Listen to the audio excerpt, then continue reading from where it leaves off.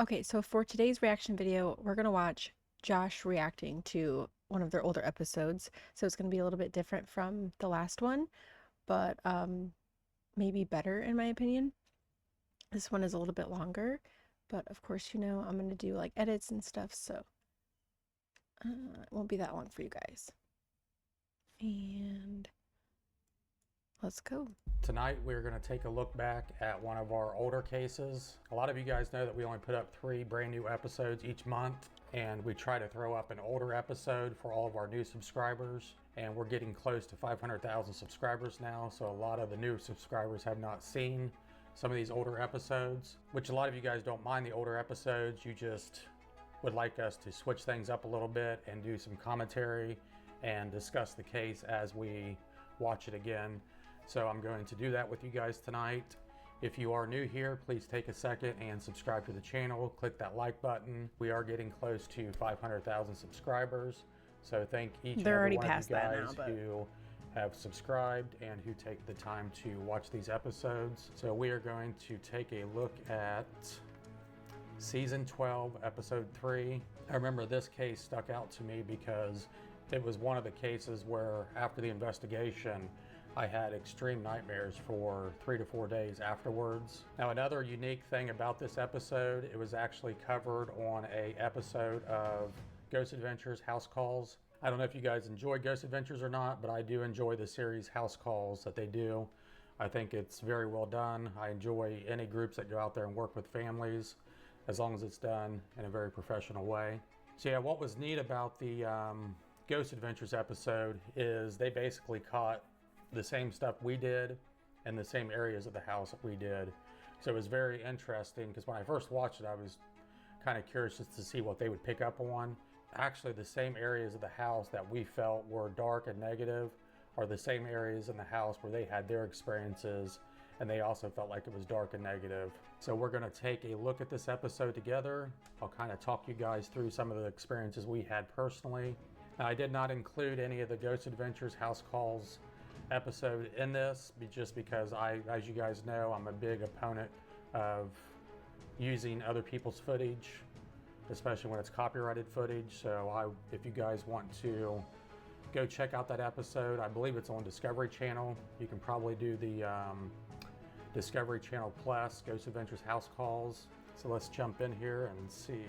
I need somebody now. It's gonna get worse. Last couple nights, I've had like major nightmares. And just being inside the house, you got a crazy, uncomfortable feeling like you knew something wasn't quite right. Please. Nobody would help us. So these nightmares, it's like the same thing over and over again. Something bad's coming. Just feel it. Whatever's coming, it's coming. It's gonna hurt you. And as the door starts to break open, I wake up. It's like it's reaching out to let us know it's not finished. Yeah, I think I'm done recording. It's a demon. I know it is. There's others with it. It's gonna hurt you. Our first night here, we noticed that the light in the kitchen was flickering on and off. And next thing we know, our car alarms start going off outside. And our keys are hanging on the wall right there. There was this woman in that bedroom with me, and I was laying in the bed, and she had her back turned against me. I got woke up to a woman talking, saying, "I told you to watch her." And it said, "I don't trust her. You need to watch her." And then I heard demonic voice say, "I have been watching her." I'm wide awake in my bed, hearing this. He's been 8 years sober. I've been 20 years sober. As soon as we moved in here, it was instant. We wanted to start drinking. It almost became like a dehydration for it. Like it was a hunger to want to start drinking. I was literally fighting that urge, and so was he. He would get woke up by the handle on his dresser being moved in the middle of the night or tapping on the windows. We noticed all day long there would be this. That's every day. I was even thinking, you know, the only way I'm not gonna see or hear this stuff anymore is if I take myself out of the picture. And I didn't want to tell him that. It always does throw up a red flag when they mention other TV shows they've reached out to. I don't necessarily read too much into that. I've interviewed thousands and thousands of people over the years working on family hauntings, so I can pretty much get a good read. I definitely felt like she was being completely sincere. You'll see here in a little bit she gets super emotional. I got a little bit emotional. I try to keep it very professional, but there's just sometimes it's hard when the family breaks down. You truly in your heart really want to help them. So you'll see it gets pretty emotional here. It's always really emotional for them, especially because they started all of this because they grew up in a house that had paranormal activity and their parents like didn't believe them, and eventually their parents did believe them, but like that's why they are so adamant about helping these families that have the same experiences that they did. Just when you Sheldon messaged me now. back that you were gonna come, I just found some hope. Kind of snapped out of it, thinking that somebody's gonna help me finally. As soon as I tell them something that it's demonic, they don't want nothing to do with it. And I'm like, I need somebody now. It's gonna get worse. This ain't gonna get better. It's gonna get worse and somebody's gonna get hurt. More aimed at me for some reason. It's a demon. I know it is. And there's others with it. The medium said that she sensed at least 6 of them here. That happens a lot. The growling and like hissing. Somebody did something here. I feel something in the kitchen too. I'm always being watched in the kitchen. Like, I'm real tense right now talking about it because I feel like it's gonna punch me when you leave. The night before she died, some bad things happened and some things were said, and I guess she was telling them that she wanted to kill herself. So my mom went to bed and she never woke up. My niece went to go in there and check on her and she was gone. I don't know if my mom died of a suicide or what, or a broken heart, because she got into it with my sister the night before, wondering why. Mom, what happened? From a split second, she went from the head to my feet by the fan. She had a tattoo on her hand. I'm like touching her hand, and I'm like, it's really you. It is you, and I can touch her hand. And she said, on the chair, and she's kind of like this, and I'm on the bed, and I was touching her hand like this, and I said, Mom, what happened to you? And she just put her head down. She wouldn't answer me, like she was ashamed, and I'm like, you don't need to be ashamed, tell me, I need to know. And she just wouldn't tell me. There's times that I feel like our house shaking, like literally, I'm not crazy, I'm not insane. I feel like our whole house is shaking. And he's felt it too. He's come running outside when I was mowing the yard telling me that he felt the house shake. I kept telling him, I said, something bad's coming. And I said, just feel it. And it's like, whatever's coming, it's coming. Underneath my foot, I felt 3 times underneath my foot. I got tired of it. I said, I can't get nobody here, then I'm gonna ask the questions myself. Just got the courage to come in here by myself, alone, shut the door, standing right there. I said, what are you? Did you die here? That's when the 2 red, looks like eyes, come down from that wall right there, that corner actually, and then come down the wall. I started getting goosebumps on my back, like feeling something on my back. I will never go back in there by myself. Something went through me, my eyes went pitch black. Everything went black. And I literally felt it. I told my husband, I said, I felt it. Felt something, just felt like it just took over me for a couple of seconds. Everything went pitch black and then back to normal.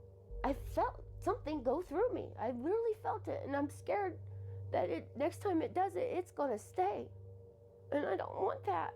And I don't know if it's what is in that room or if it's the bad thing that tried to do that to me, but it wasn't a good feeling when it happened at all. I felt like something was literally trying to take over. Investigation, definitely an uneasy feeling inside this house. And as you guys will see, Sean was not here with us on this investigation. I believe at this time Sean was at home sick, so Rocky and I drove out there to work with this family. So for this investigation tonight, it'll just be Rocky and I doing the investigation. This house had specific rooms where the alarms kept going off.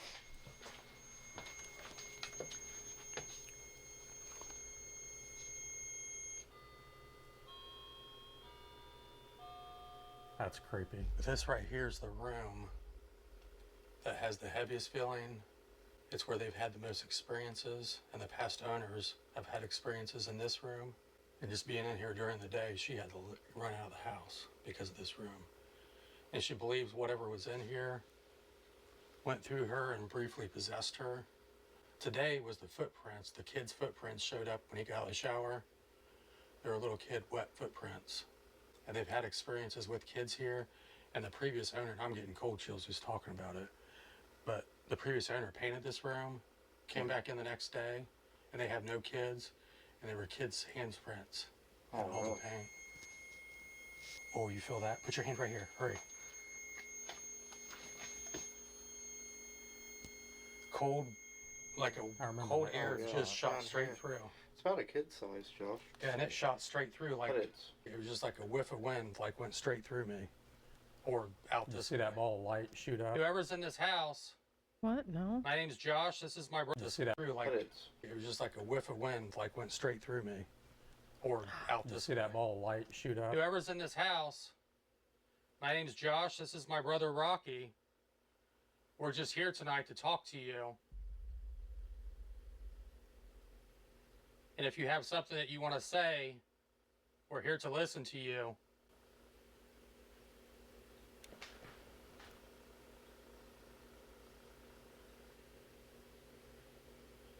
Evidently, you're trying to communicate something, and we want to know what that is. If there's any children in this house, can you set one of our alarms off? Both their mom's ashes are right in this other room.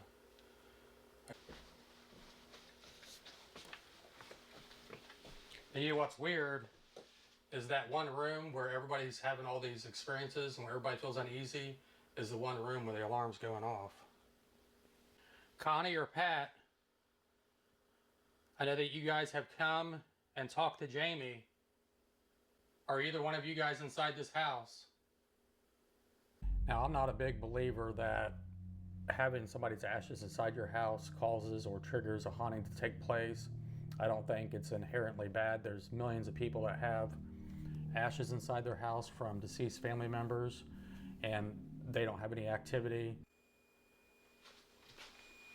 Down here.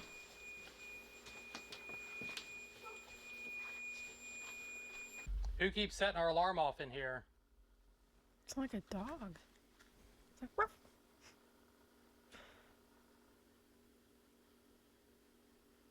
If you're trying to get a message across, right now would be a perfect time to do it, because we have all the equipment that will record you.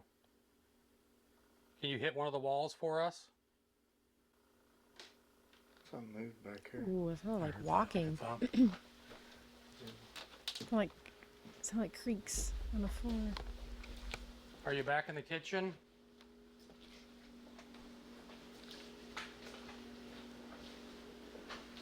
Now this bathroom back here is where they had the kids' footprints. And they'd always felt like something was up in the attic area. And one day this attic door came crashing down.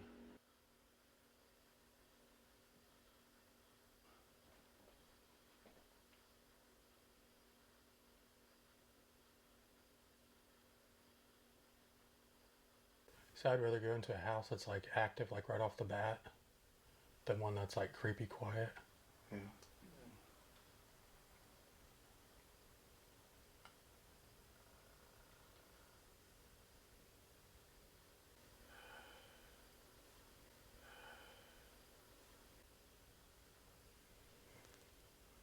Dude, it just sounded like something was like breathing. You hearing that? Yeah. With my headphones, I'm listening to the microphone so I can listen to our audio, and it literally sounded like something breathed right into my microphone. It sounds like something was like right here close to my mic. Connie, are you inside this house? We're here to help your daughter. Ugh. It's possible that you could help us. We need to figure out what's inside this house. That's another thing she wanted to try to figure out tonight, is how her mom died.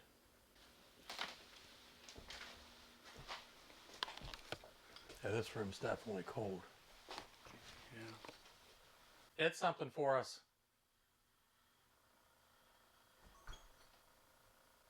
Oh, that was loud.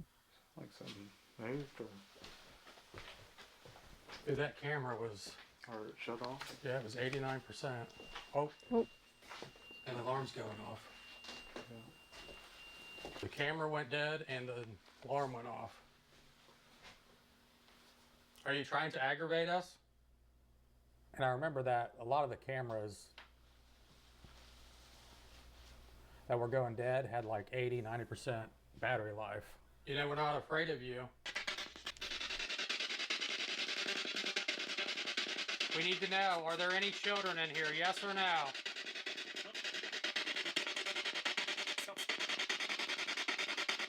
Who is talking to me? Hey, Eddie. Oh, it's that man. What is your name?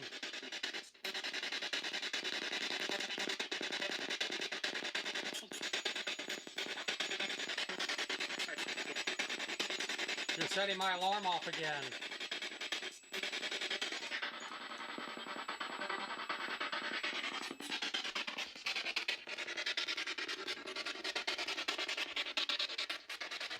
Where are you at inside this house? Connie.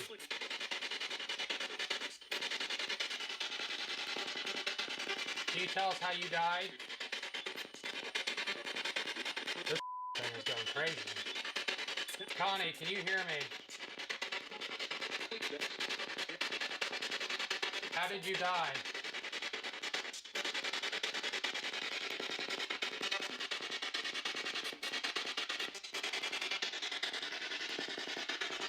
We'll take turns sitting in this room tonight too, okay? The three of us typically have different experiences as far as personal experiences. Like if I'm around something like completely negative, I get like a fluttering in my chest. Rocky typically gets like off balance and like he said, feels weak at his knees. And then Sean His headaches. I think he tends to get sick or get headaches and stuff. So these darker entities affects each one of us in a different way. I would say this room and the bedroom are the two rooms, and it's like completely different feelings. Like in here, you just get a sick, heavy feeling. In the bedroom, you just get a cold, uncomfortable feeling. Okay, I got an alarm in that chair. Can you set that off?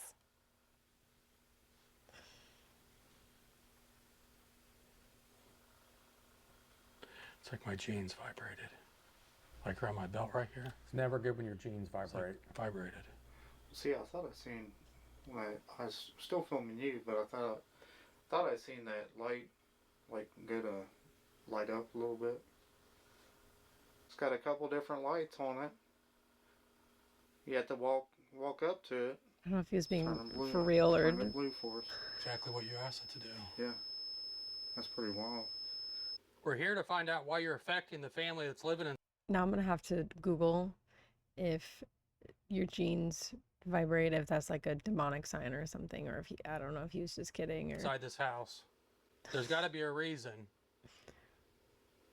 So we're not going to be nice to you. Yeah, it's weird that the only room in the whole house where shit is going off is this room. So that's what you do when one person's alone. You bug them, huh? You like it better when one person's in here by themselves? Does that make you feel more powerful?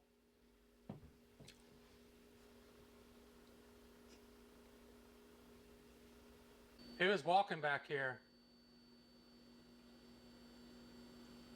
Okay, we're going to stay in here by ourselves. Is it safe to be in here with you by ourselves?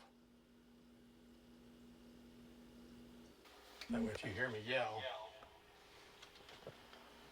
So right now I'm getting ready to stay inside the house by myself. We typically do that. We've always really done that since day one.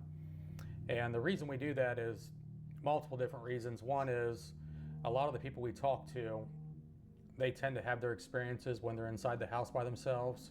So we try to recreate that scenario going in one at a time.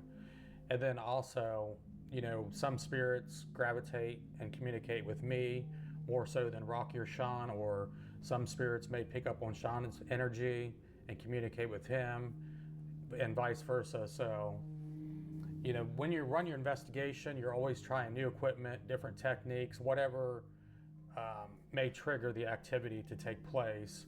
And it's basically the same thing going in one at a time. Is our hope is one of us being in there by ourselves will trigger more activity to take place. Hey, Rocky left the house. Now the monitor Rocky's watching right now is a baby monitor that's got video and audio. So he's able to watch everything from inside the house, and he can also hear, and then we could communicate back and forth using that. One, we use it for safety, just in case anything bad was to happen, they would know immediately. And then two, you know, he's listening to the audio just in case one of us missed something.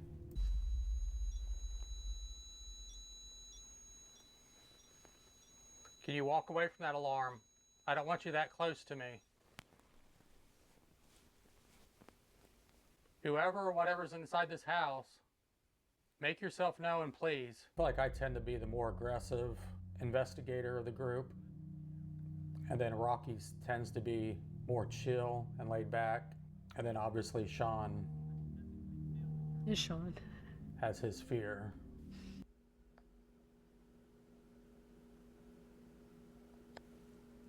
There's all kinds of stuff in here you can move. I remember the bathroom and the 2 bedrooms were the heaviest feeling.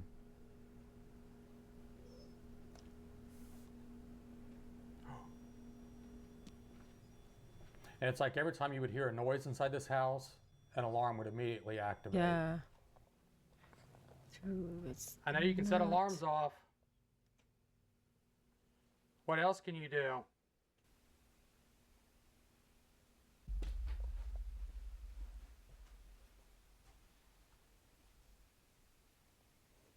See, this room is like,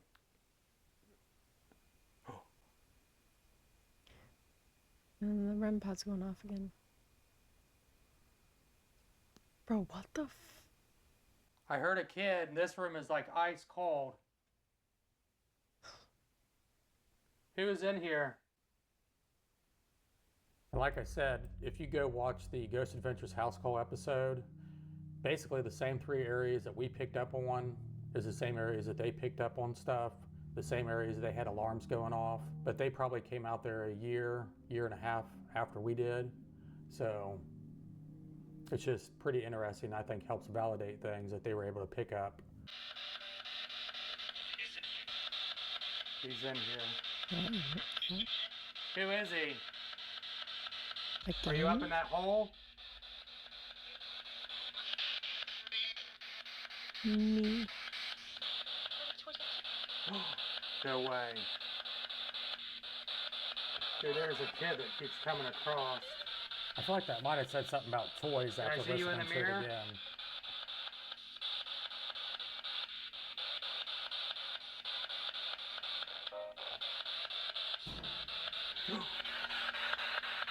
That sounded like Did it you was just on hit metal. something in there? I remember that was so freaking loud when I was in there by myself. I will say this was a pretty good experiment, so I'm glad I did this. Okay, we're gonna do a little experiment here. Hopefully the family is okay with this.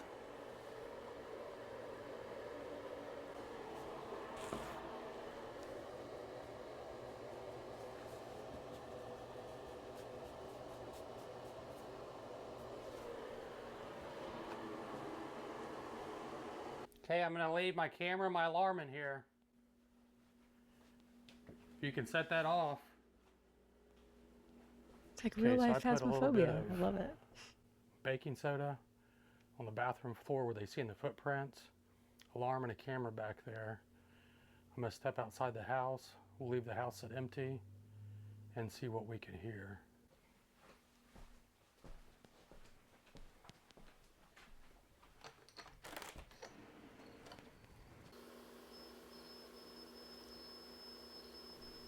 It's always good when you catch stuff and the house is completely empty as well.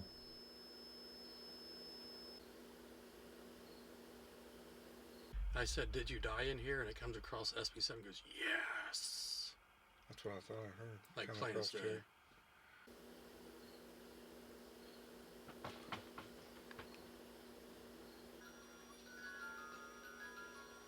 And that was the first time, the only time that music box went off the entire night, I believe. Dude, there's tons of shit going on. That is so freaking loud.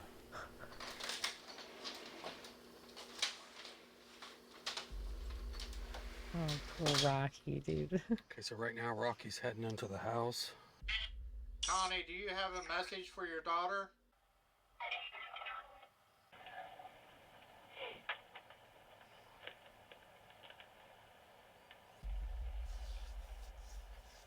I keep feeling like something's freaking touching me.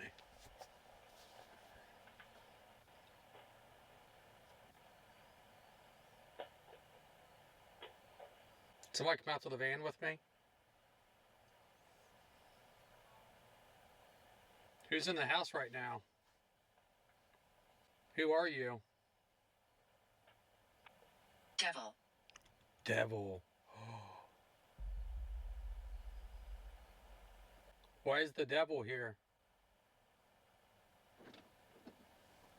That's the one thing we've started to do with our most recent investigations, which I really like, is we'll run multiple pieces of equipment that the spirits can communicate back and forth with us. You'll see in some of the upcoming episodes, it almost sounds like the spirits are communicating back and forth with each other, which I think really adds to the investigation. Can you help me get rid of the bad man? Yes? I'm Rocky. I'm not here to hurt you. Thank you for setting the alarm off. I'm getting the willies now. I'm in here by myself and the alarm's going off.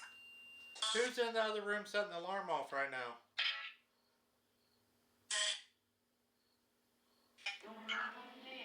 What is your message for your daughter, Connie?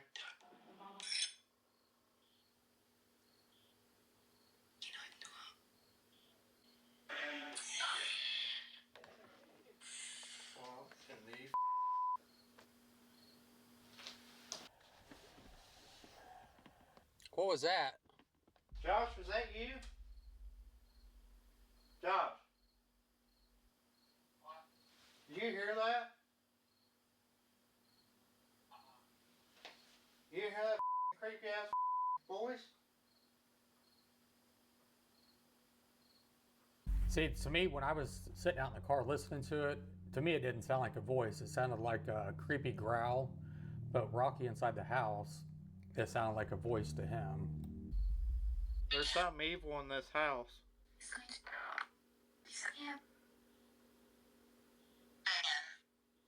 Man.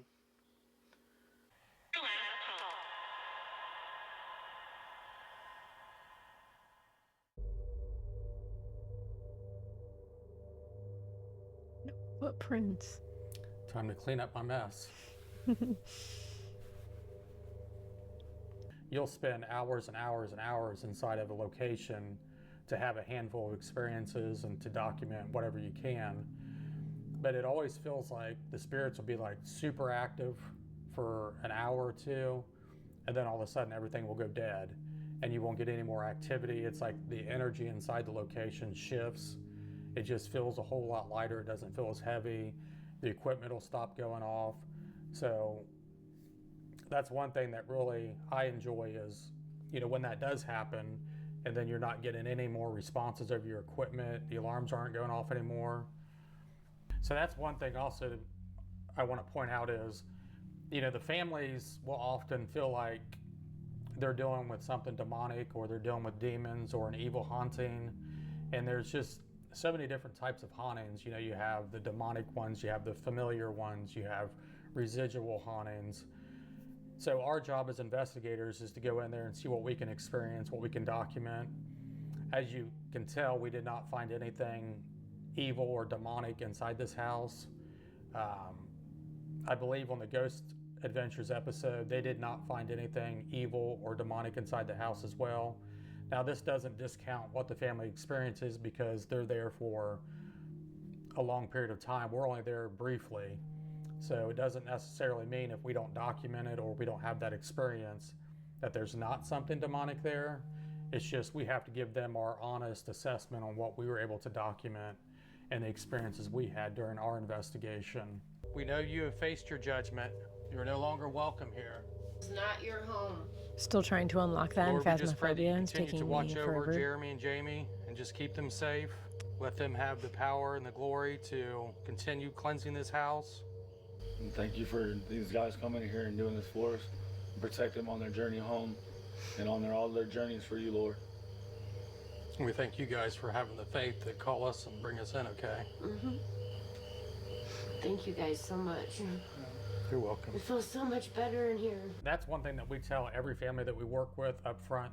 Almost the very first thing we say to them is, you know, there's no guarantees that any of this will work. You know, we use our knowledge and our experience and, you know, just try our best to rid the home of that dark negative energy going on and over the there? spirits that may be inside the home or attached to the family.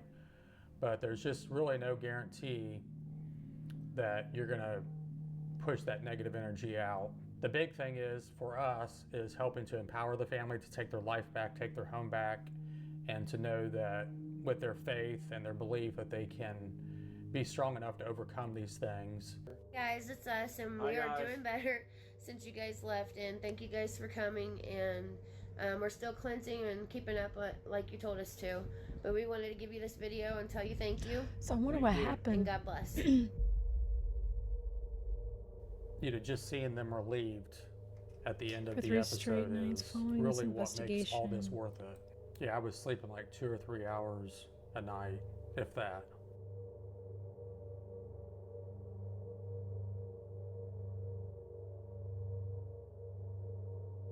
Eek.